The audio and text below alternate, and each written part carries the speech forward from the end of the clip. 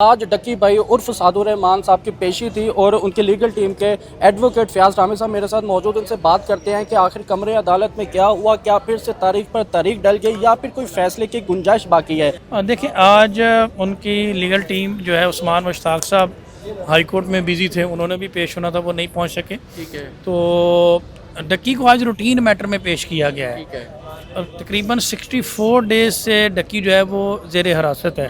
17 اگست کو ان کو اریسٹ کیا گیا تھا، 22 دن کے وہ فزیکل ریمانڈ پر رہے اور اس کے بعد پھر اب وہ جوڈیشل ریمانڈ پہ ہیں۔ تو یہ ہر 14 دن کے بعد جوڈیشل ریمانڈ جو ہے وہ ایکسٹینڈ ہوتا ہے۔ تو اب لاسٹ ٹائم ان کو 6 اکتوبر کو پیش کیا گیا تھا، اب روٹین میٹر میں ان کی اس میں پیشی تھی۔ لیکن مین وائل آج کی پیشی میں ایک اور امپورٹنٹ چیز جو ہے وہ یہ ہے، جو روٹین میٹر سے ہٹ کے، کہ ڈکی کا چلان آ گیا ہے۔ تو چلان میں بھی ان کی حاضری لگنی تھی، اس میں پھر آج ان کی حاضری وغیرہ لگی ہے۔ تو اٹینڈنس ان کی لگنے کے بعد پھر اس کو فردر ایکسٹینڈ کر دیا گیا ہے 3/11/2025 تک۔